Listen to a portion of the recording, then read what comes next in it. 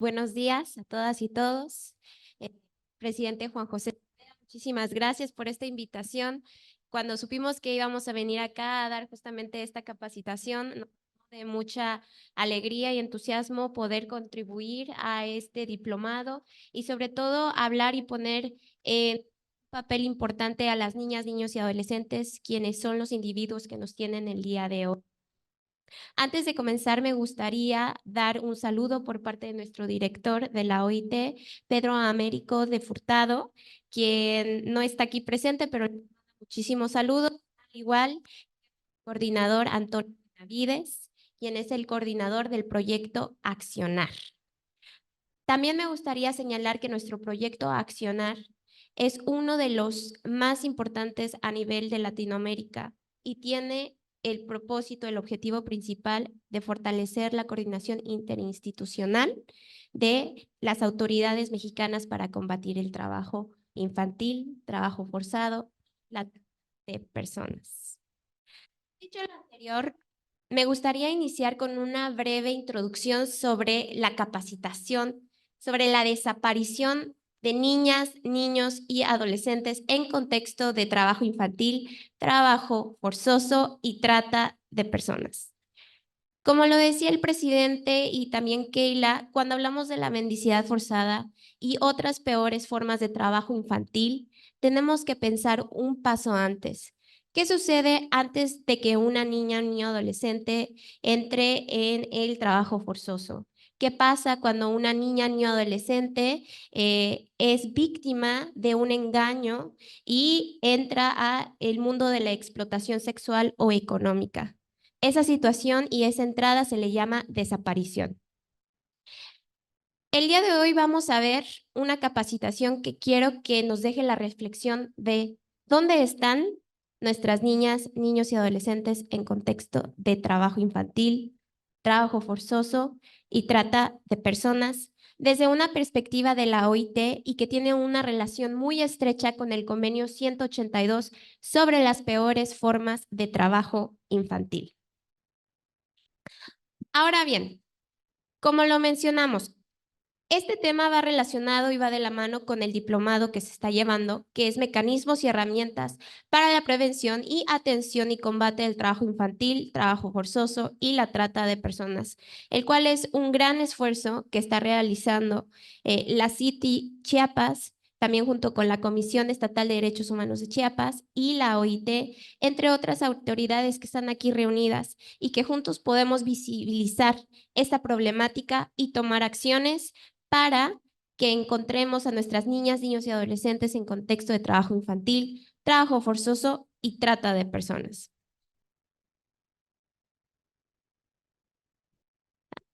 Ahí va, perdón, ahí va. Listo. Y para iniciar, me gustaría comenzar haciendo esta pregunta. ¿Qué es una desaparición? A veces hemos escuchado que las personas desaparecen en distintos contextos o que desaparecen por un tiempo determinado o incluso algunas personas que siguen sin aparecer y que su ubicación no ha sido localizada. Entre las diferentes clasificaciones de la desaparición encontramos tres. La primera es una desaparición simple, cuando hablamos de que una persona pudo haber desaparecido, ya sea por una catástrofe natural, por un accidente o se desconoce el por qué está desaparecida. La segunda es una desaparición cometida por particulares. Cuando nos referimos a este tipo de desaparición, estamos hablando de una persona que no se sabe dónde está su ubicación y que su ausencia fue cometida por una persona ajena. Por ejemplo, aquí podemos tener el caso de una niña, niño adolescente que ha sido reclutado por el crimen organizado y quien es un grupo delictivo que se podría llamar como un sujeto particular, lo ha desaparecido y no se sabe su ubicación. También tenemos el tema sobre la desaparición forzosa o desaparición forzada.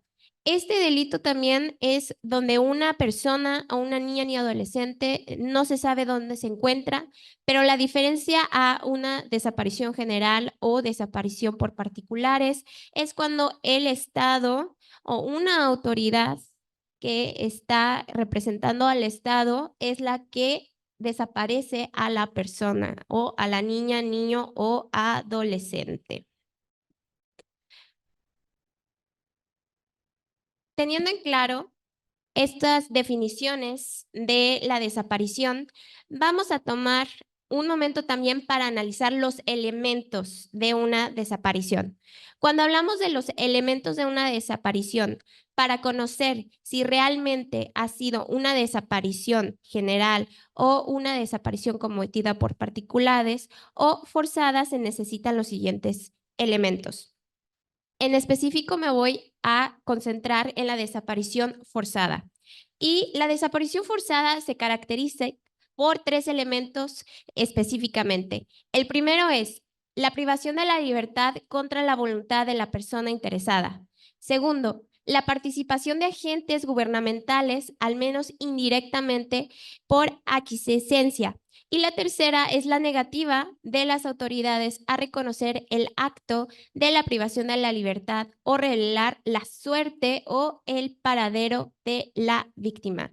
Y estos 3 elementos son parámetros que ha puesto Naciones Unidas. En seguimiento a lo que hemos dicho, hemos dado conceptos sobre la desaparición, cuáles son los elementos, pero todo esto, ¿cómo nos lleva a las niñas, niños y adolescentes? Específicamente, cuando hablamos de la desaparición de niñas, niños y adolescentes en contexto de trabajo infantil, trabajo forzoso y trata de personas, tenemos que tener bien en claro que los niños también pueden ser víctimas de las desapariciones, tanto directa como indirectamente. ¿A qué nos referimos cuando hablamos de una víctima directa o una víctima indirectamente? Cuando hablamos de una víctima directa, es, en este caso, cuando hablamos de niñas, niños, adolescentes, son cuando las personas menores de edad desaparecen de un momento y no se conoce su ubicación. Esa es una víctima directa.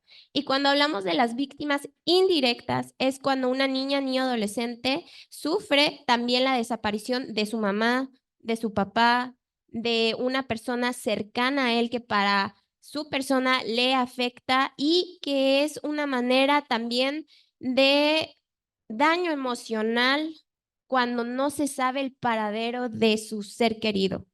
Eso también está considerado dentro de la Ley General de Víctimas en México como una víctima directa e indirecta. Es decir, cuando una persona desaparece, no solo esa persona es la víctima, sino también todas las personas que lo rodean y que de alguna manera les afecta de manera emocional o económica, también son víctimas indirectas de este delito. Y ahora, riesgo de las niñas, niños y adolescentes desaparecidos en contexto de trabajo infantil, trabajo forzoso y trata de personas. ¿Quiénes son estas niñas que desaparecen? ¿Por qué desaparecen las niñas, niños y adolescentes? ¿Y cuál es el riesgo de que las niñas, niños y adolescentes en contexto de trabajo infantil, trabajo forzoso y trata de personas desaparezcan? Recordemos claramente que tenemos una diferente clasificación dentro del trabajo infantil y de las peores formas de trabajo infantil.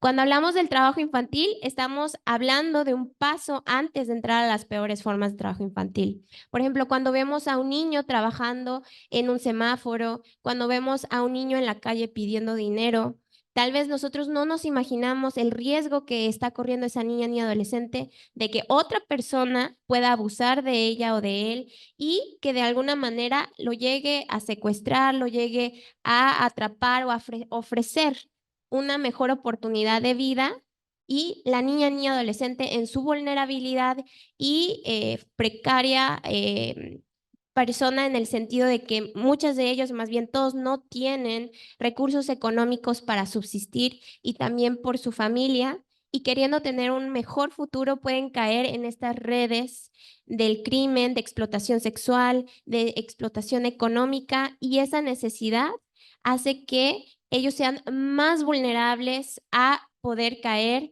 en un contexto de desaparición y que sus familiares no sepan qué fue de ellas y ellos. También cuando hablamos no solo de los niños en trabajo infantil en la calle, sino también cuando hablamos de los niños migrantes.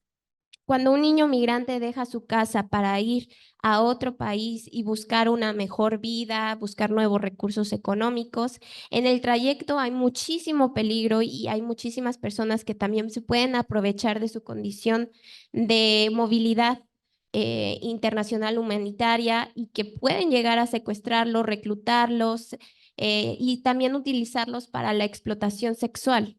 Entonces, aquí es donde se desconoce el paradero de niñas, niños y adolescentes. Y lo que más urge es no solo visibilizar las situaciones que son invisibles, ya que las peores formas de trabajo infantil, como establece el convenio 182 sobre las peores formas de trabajo infantil, que incluye la esclavitud, el reclutamiento infantil, y todas aquellas actividades que implican un peligro directo para la vida de una niña ni adolescente son invisibles, pero más allá de las invisibles es que no hay datos para saber específicamente cuántas niñas, niños y adolescentes están desaparecidos. Sobre todo cuando hablamos de las peores formas de trabajo infantil, es importante tener en mente que las peores formas de trabajo infantil son aquellas que el gobierno, la sociedad, no conoce porque son invisibles. Entonces, en este panorama, cuando hablamos de la invisibilidad, también estamos hablando de la ausencia de datos. Y sin datos es muy difícil tener políticas públicas efectivas de búsqueda para las niñas, niños y adolescentes. Entonces, es muy importante que nosotros aquí en esta mesa tengamos muy presente que aún falta mucho para que las niñas, niños y adolescentes desaparecidos y en contexto de trabajo infantil, trabajo forzoso y trata de personas sean buscados y hallados. Dicho lo anterior, ¿quiénes son? Ya dijimos cuál es el riesgo, la falta de datos y mencionamos un poco sobre la migración, pero también me gustaría mencionar que las niñas, niños y adolescentes no solo son los migrantes quienes tienen mayor propensión a ser desaparecidos, sino que también las niñas mujeres tienden a caer con mayor riesgo en la red de tratas, en la explotación sexual y que por su género también implica una doble vulnerabilidad, ya que ellas comúnmente son más explotadas de manera sexual o en el trabajo doméstico se les puede encontrar que no pueden salir, que son abusadas sexualmente y que de alguna manera ellas están en una situación de mayor riesgo. En México, el Registro Nacional de Personas Desaparecidas y No Localizadas señala que de cada 17 personas entre 0 y 17 años que se reportaron desaparecidas, no localizadas o localizadas en México durante el 2017, se está hablando que son aproximadamente entre 18,000 personas en total. De estas 18,000 personas, estamos hablando que no se están contando ni a la niñez que está desaparecida migrante, ni a aquellas que se encuentran en las peores formas de trabajo infantil, ya que por la invisibilidad que reviste estos delitos se desconoce. Sin embargo, estos son registros que el gobierno de México sí tiene y que a la vez sí se está teniendo los mecanismos para buscarlos, pero que hasta la fecha no se han encontrado la totalidad de las niñas, niños y adolescentes. También Naciones Unidas, a través del Alto Comisionado para los Derechos Humanos de Naciones Unidas, ha hecho principios rectores que han señalado cuáles son los parámetros que tiene que tener la autoridad mexicana para iniciar la búsqueda de las niñas, niños y adolescentes. Cuando nosotros reconocemos que la desaparición es una problemática real, se tiene que hacer algo al respecto. Cuando hacemos algo, tenemos que iniciar con los principios. ¿Cuáles son los parámetros que necesita la autoridad para empezar las búsquedas? Aquí voy a mencionar los principios que tiene Naciones Unidas y me voy a detener en dos que hablan específicamente de las niñas, niños y adolescentes. El primer principio es que la búsqueda de una persona desaparecida debe realizarse bajo la presunción de vida. Es decir, no se puede decir a una persona que está desaparecida que ya perdió la vida, que está, que ya no tiene la oportunidad o no merece ser buscada, sino al contrario, siempre se tenía de que tener la presunción y el enfoque de que esa persona está con vida. El segundo es que la búsqueda debe de respetar la dignidad humana y no solo de la persona que está desaparecida, sino también de sus familiares, quienes en muchos casos también forman parte de la búsqueda y también de colectivos que coadyuvan con la autoridad para buscar a sus seres queridos. El principio número 3 es la búsqueda que se debe de regir por una política pública. Esto se señala que a través de las búsquedas no solo deben de ser aisladas, sino de que deben de pertenecer a una política pública que emana del gobierno. El principio número 4, que es uno de los que me voy a detener, es que la búsqueda debe de tener un enfoque diferencial. ¿A qué nos referimos con un enfoque diferencial? Que no es lo mismo buscar a una persona mayor de edad a una persona menor de edad. Cuando hablamos de una persona menor de edad, aquí debemos de ponernos nuestras gafas de perspectiva de infancia y del principio del interés superior de la niñez. Y que también el convenio 182 señala claramente en su artículo 1 y 2 que una persona menor de edad es aquella menor de 18 años y que también el Estado tiene que hacer todo lo que esté en sus manos y de carácter urgente eliminar las peores formas de trabajo infantil. En este principio también se señala que la búsqueda, cuando se habla de niñas, niños y adolescentes, se debe de diseñar políticas públicas y acciones que tengan este enfoque de niñez. Es decir, ¿qué debe de hacer la autoridad para buscar a una niña, niño o adolescente? ¿Cómo se debe de identificar su caso? Y en caso de que se llegue a encontrar, ¿cuál debe de ser la atención que se le debe de dar a una niña, niño o adolescente? Y esto es muy importante porque una niña, niño o adolescente tiene mayor vulnerabilidad que una persona mayor de edad. Y se tiene que saber que cuando hay una falta de certeza sobre la edad de una niña ni adolescente o no hay datos suficientes como lo suele ser en casos de niñas, niños y adolescentes migrantes, siempre se debe de presumir que si es una persona menor de edad y que se trata de un niño o niña para que la autoridad tenga una investigación bajo este enfoque. El principio número 5 habla de la búsqueda que debe de respetar el derecho a la participación. Cuando hablamos de participación, ahí sumamos a las familias, quienes son las víctimas indirectas, y también a sociedad civil, entre otros sectores que también pueden participar. El principio número 6 es que la búsqueda debe iniciarse sin dilación. El principio 7 señala que la búsqueda es una obligación permanente del gobierno. El principio 8 señala que la búsqueda debe de realizarse con una estrategia integral y el principio 9, que también me voy a detener un poquito y voy a profundizar, es que la búsqueda debe tomar en cuenta en particularidad la vulnerabilidad de las personas migrantes. Cuando hablamos de las personas migrantes, como ya lo mencioné anteriormente, existe de la mano el riesgo de que ellas y ellos, y sobre todo las niñas, niños y adolescentes que no van acompañados, puedan ser víctimas del crimen organizado y que sean captados para hacer halcones, para cultivar sustancias nocivas, entre otras actividades que llegan a desaparecer o que se desconozca su paradero y simplemente no se sepa que fue de ellos o de ellas durante el trayecto. En este sentido, es muy importante que cuando hablamos de personas migrantes, también la búsqueda se tiene que hacer bajo este enfoque diferenciado y cuando se junta el tema de una persona menor de edad con una persona migrante, se deben de utilizar estos dos principios y no nada más uno, sino que es una búsqueda diferenciada junto con una búsqueda también de migrantes y si es una niña o mujer adolescente, también se debe de incorporar el principio o el enfoque de género. Ahora bien, cuando nosotros hablamos del principio 10, habla de que la búsqueda debe de ser organizada de una manera eficiente. El principio 11, la búsqueda debe de usar la información de manera apropiada. El principio 12, la búsqueda debe de ser coordinada.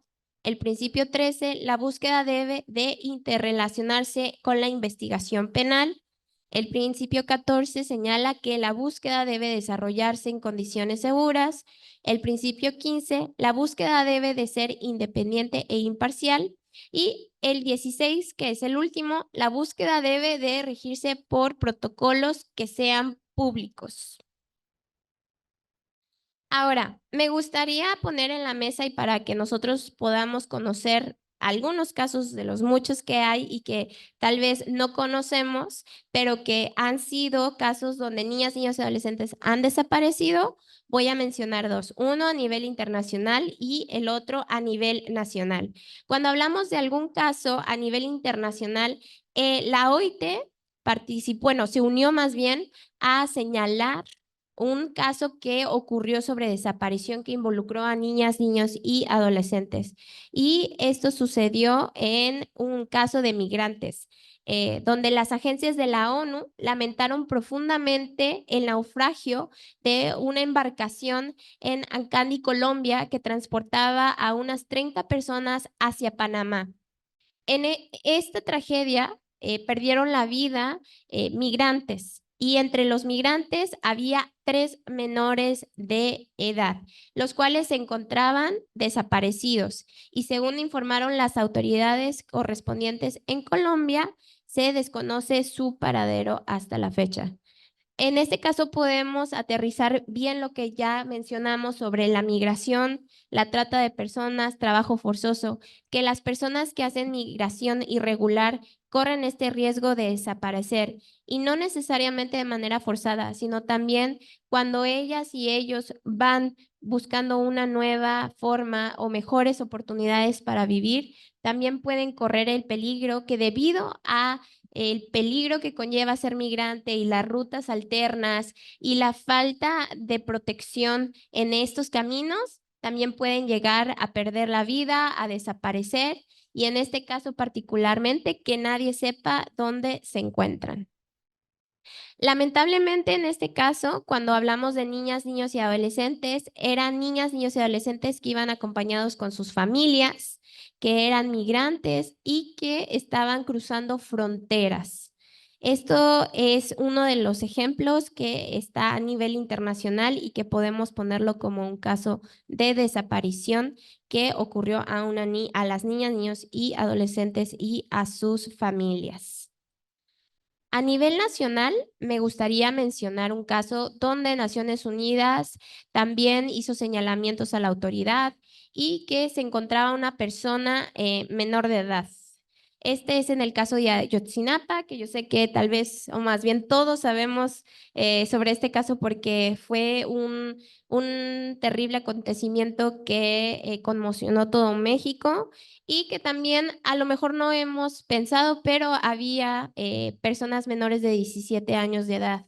Entonces, cuando hablamos de casos como este, en donde estudiantes, personas menores de edad, personas jóvenes pierden la vida, se les desconoce dónde está su paradero, existen víctimas directas, víctimas indirectas, estamos hablando que el Estado también está incurriendo en trabajar lo suficiente para encontrar a las personas menores de edad y a las personas jóvenes.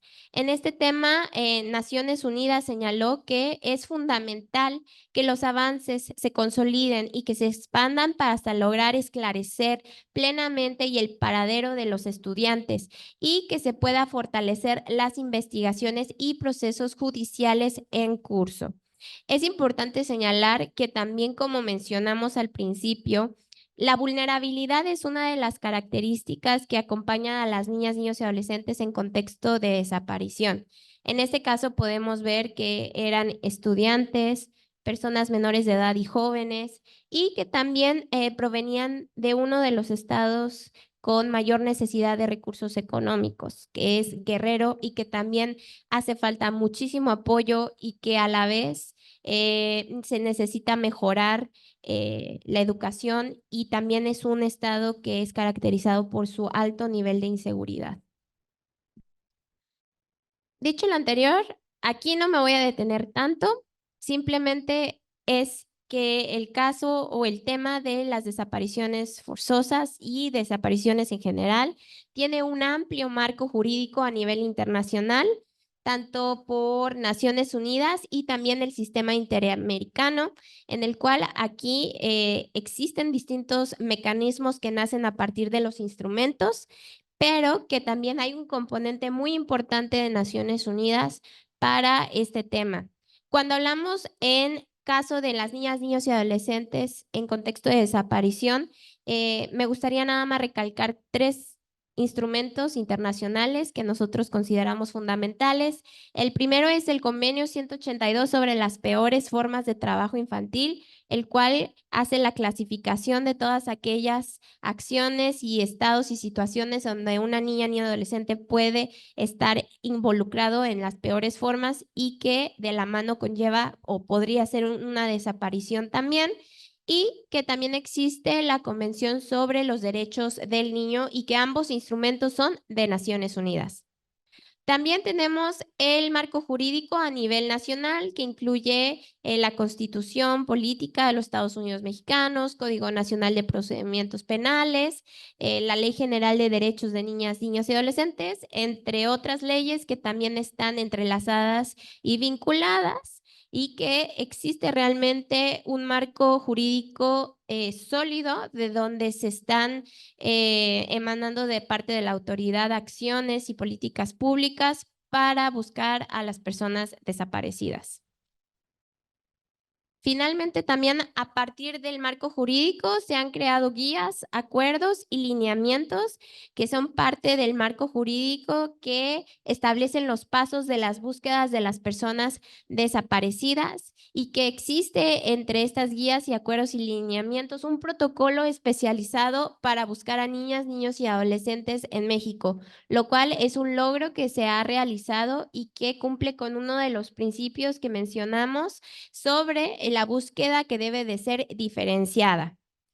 Y finalmente me gustaría terminar con los mecanismos. Es decir, ya dijimos que existe una problemática de desaparición, que esa desaparición también llega hasta las niñas, niños y adolescentes en contexto de trabajo infantil, trata de personas, trabajo forzoso, que existe también un marco sólido legal.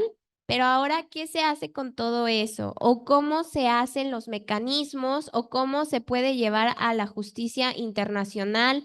¿O qué se puede hacer a nivel internacional con estos temas? Y bueno, desde la OIT existe la Comisión de Expertos en Aplicación de Convenios y Recomendaciones de la OIT, que tiene la tarea de indicar en qué medida la legislación y la práctica de cada estado está cumpliendo en conformidad con los convenios ratificados. En este sentido, aquí se estaría analizando el convenio 182 sobre las peores formas de trabajo infantil, y esa es una manera en la cual el Estado refuerza su compromiso de proteger a las niñas, niños y adolescentes.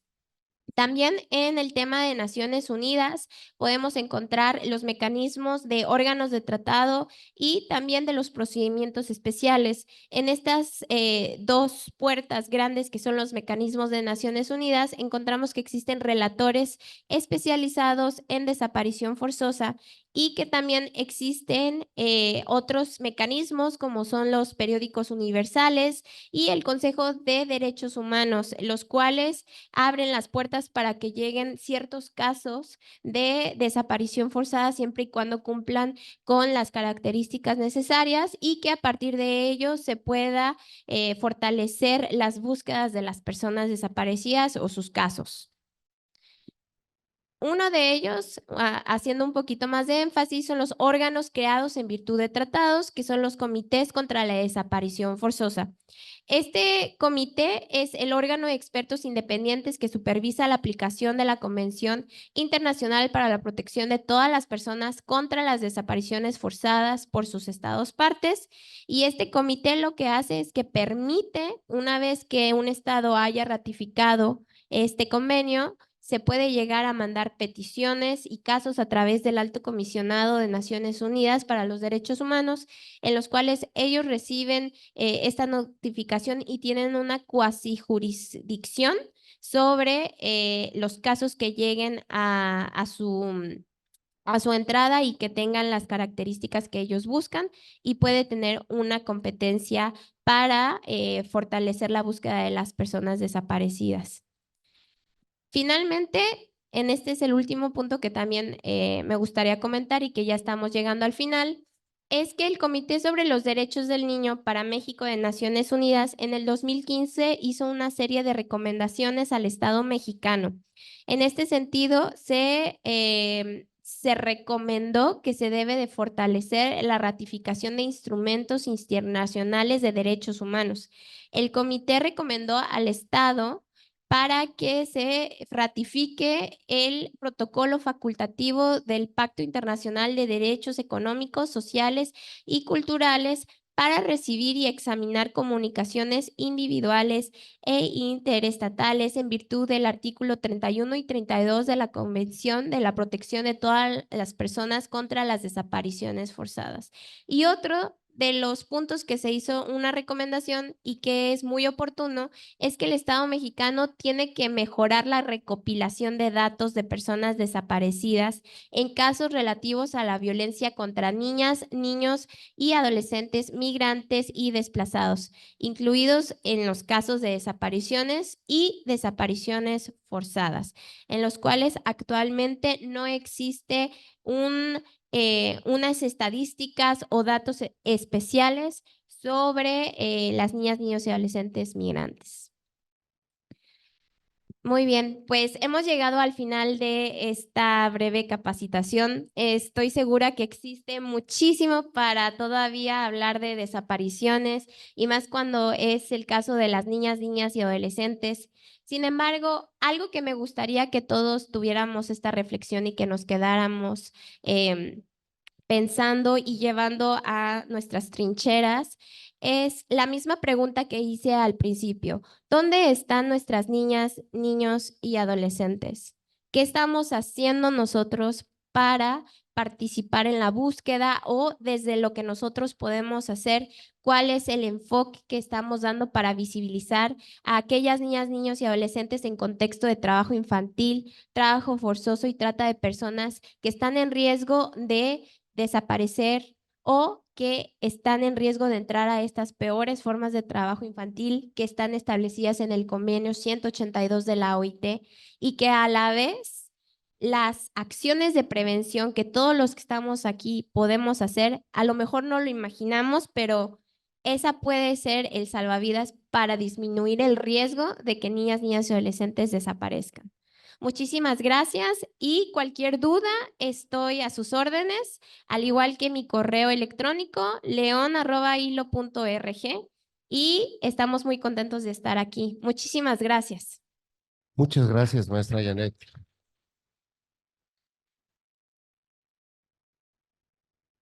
A continuación tenemos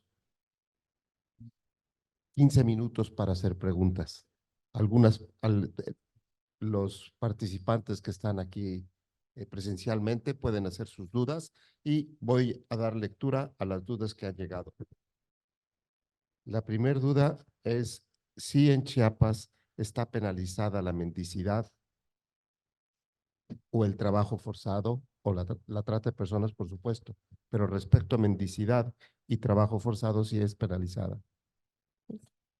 Muy bien. Bueno, justamente qué bueno que hacen esa pregunta, porque el convenio 182 sobre las peores formas de trabajo infantil es uno de los instrumentos prioritarios y que también dentro de su artículo 3 cataloga claramente que la mendicidad forzada es una de las categorías o situaciones en donde están las peores formas de trabajo infantil.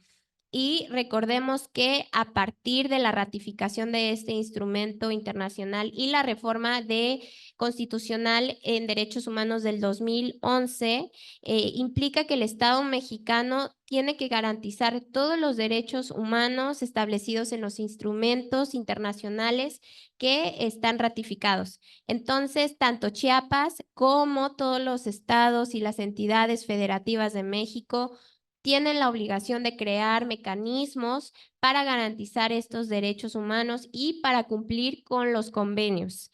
Específicamente, el convenio 182 sobre las peores formas de trabajo infantil, en su artículo 2, compromete a todos los Estados miembros a que tienen que eliminar de manera urgente todas las peores formas de trabajo infantil. Por lo tanto, sí está prohibido en Chiapas y a nivel nacional también tiene que ser erradicado de manera urgente. Muchas gracias. La siguiente pregunta. ¿Cuáles son los puntos que marcan diferencia en la búsqueda de niños desaparecidos respecto a los adultos desaparecidos? Muy bien. Bueno, justamente como lo vimos en los principios rectores, debe de existir un principio de búsqueda diferenciada, es decir, no puede ser la misma búsqueda para una persona mayor de edad que una persona menor de edad. ¿Y qué se debe de hacer cuando vemos estos dos casos, tanto de una persona mayor de edad y una menor de edad? Es que en el caso de una persona menor de edad se va a aplicar el convenio 182 sobre las peores formas de trabajo infantil, la Convención sobre los Derechos del Niño y también la Ley General de Derechos de Niñas, Niños y Adolescentes, junto con los protocolos de búsqueda para niñas, niños y adolescentes. La autoridad debe de aplicar estos instrumentos tanto internacionales como nacionales y cuando se habla de una persona mayor de edad se utilizarán los instrumentos necesarios para estas personas. Sin embargo, cuando hablamos de personas menores de edad, estos instrumentos son los que se deben de aplicar y sobre todo tener un enfoque de infancia. Es decir, cuando hablamos de una niña, un niño, un adolescente, no solo estamos hablando de una persona mayor de edad que tiene diferentes características, sino que aquí estamos hablando de una mayor vulnerabilidad y que se debe de intensificar la búsqueda de esta niña, niño, adolescente. Muchas gracias. La siguiente.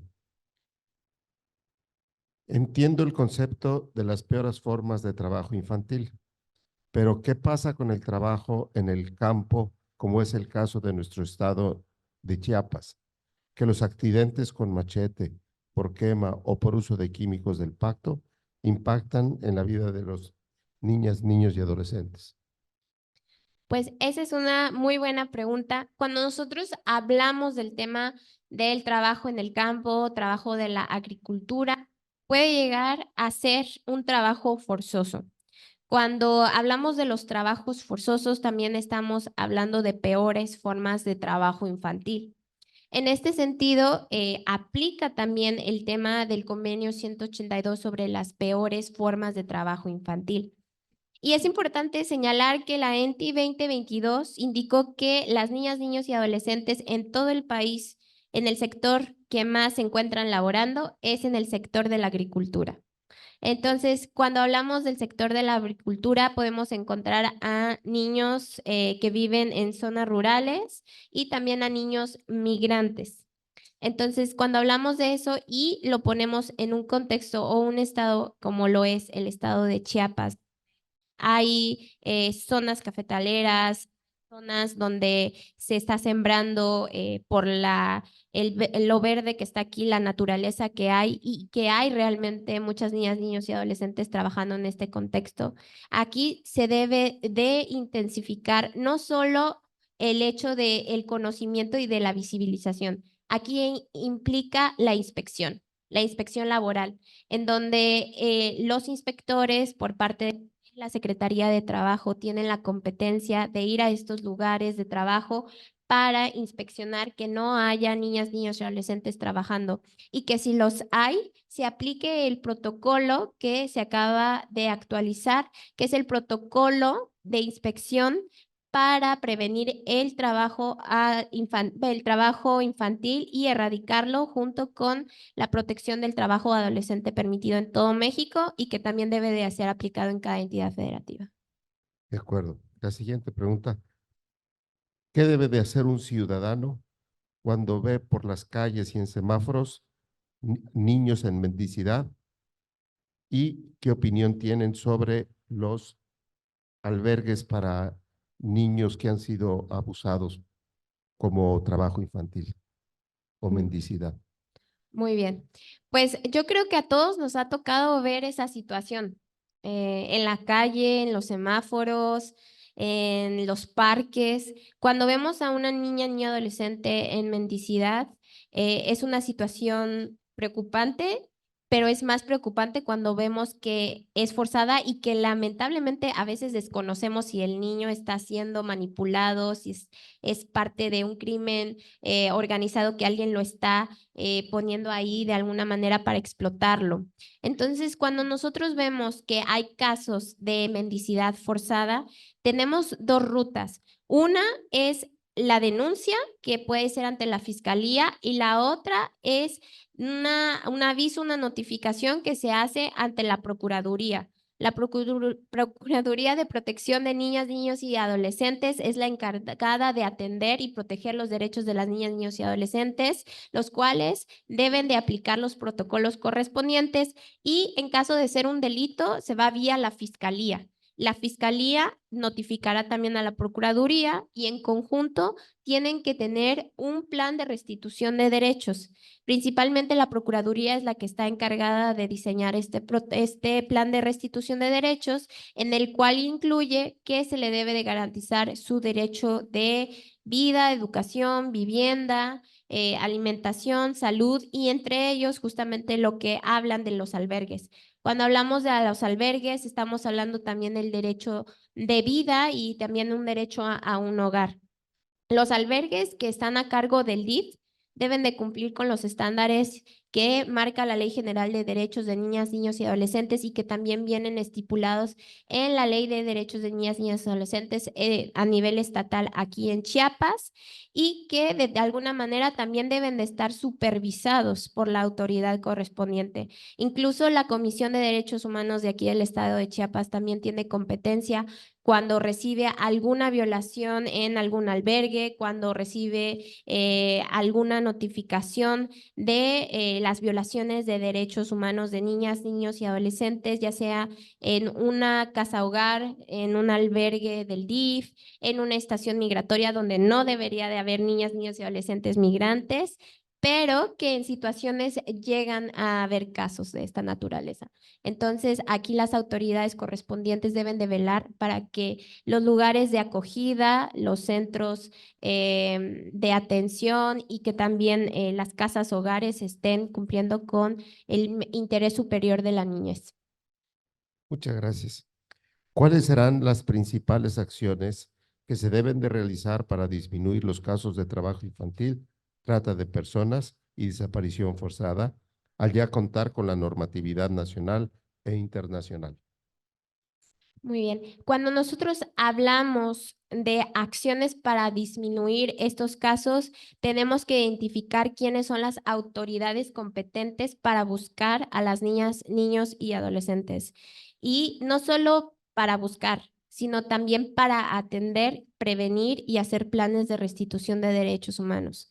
En este caso, podemos entender y tener conocimiento de que la Procuraduría es una de las autoridades que tienen un rol principal cuando hablamos de la atención. Cuando hablamos también de la búsqueda, estamos también señalando que debemos de tener mecanismos adecuados. Por ejemplo, cuando tenemos el mecanismo de la alerta Amber, tenemos que tener muy en claro cómo funciona esta alarma, cómo se puede identificar. Y esta alarma también no solo es para las autoridades, sino también para la sociedad. Pero algo que es muy importante es de que esta alarma, esta alerta, tiene que ser de manera rápida y que se debe de dar a conocer al público, porque muchas veces este mecanismo, aunque existe, no tiene no cumple con todos los principios que debe de ser de manera rápida, pública, para que todos podamos de alguna manera tener conocimiento de que hay una niña, niño, adolescente desaparecido. Yo creo que también parte de respuesta a esta pregunta serían tres. Una es capacitar a las autoridades encargadas de la atención, prevención, detección, restitución de derechos para la búsqueda de niñas, niños y adolescentes. También se debe de tener una capacitación y también campañas de información para la sociedad en general, quienes también pueden ser los ojos que ven dónde puede estar una niña, un niño, adolescente y pueden dar anuncio a la autoridad correspondiente si es que ellos ven una niña, niño, adolescente. Y el último sería fortalecer los mecanismos de búsqueda de niñas, niños y adolescentes. Cuando hablamos de estos mecanismos, como lo dije, pueden ser la alerta Amber, puede ser también los mecanismos de búsqueda, también fortalecer a los comités y a los colectivos de búsqueda de personas y sobre todo también apoyar a las víctimas indirectas en estos casos, que son los familiares. Y una última pregunta, Sí. maestra Janet. ¿Cómo está visualizado en Chiapas la mendicidad forzada? ¿Y qué pasa en los casos en los que niños, niñas y adolescentes no están desaparecidos, sino que son sus padres quienes los mandan a otros estados a la mendicidad, o son sus padres quienes les acompañan en la mendicidad en las calles? Sí, bueno, creo que ese es uno de los escenarios más lamentables que pueden existir. Cuando un padre o una madre es el que explota a sus hijos y que abusa de su edad, de su condición, de su vulnerabilidad. Y hay que tener en mente que no importa si es el padre, si es la madre, si es un familiar directo o indirecto, el delito sigue siendo un delito. Y las peores formas de trabajo infantil siguen siendo de carácter urgente para eliminar. Justamente el convenio 182 sobre las peores formas de trabajo infantil, en su artículo 3, donde cataloga, clasifica y señala todas las peores formas de trabajo infantil, claramente señala que se debe de combatir de manera urgente y compromete a todos los estados.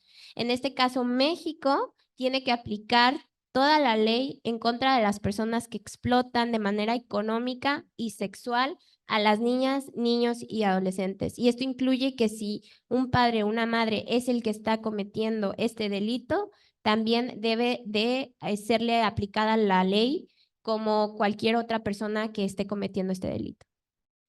Muy bien, maestra Janet. Muchísimas gracias. El tiempo ha concluido. Y antes de finalizar el evento, quisiera yo pedir al licenciado Juan José Cepeda Bermúdez, presidente de nuestra comisión, entregar unas palabras de agradecimiento y hacer entrega de un reconocimiento.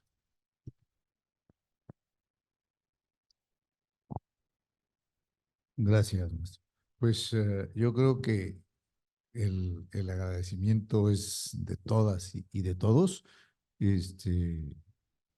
Me atribuyo la representación de quienes están aquí en el presidium, de nuestros asistentes a esta plática y también de quienes están de manera remota, porque yo estoy seguro que no solo lo agradecen, yo quiero sumar al agradecimiento una felicitación, Janet. Me da mucho gusto que tengas esa facilidad de transmitir la información, los conocimientos y la verdad, cuando se trata de alguien joven, a mí me da más gusto todavía porque quiere decir que vas a servir a esta tarea muchos años más. Y lo más importante es que independientemente del escenario en el que te toque enfrentar la vida, trabajar más adelante, ya llevas los principios, la formación para coadyuvar toda la vida. No vas a poder salirte ya de este compromiso porque estás adquiriéndolo a una edad temprana. Me da mucho gusto.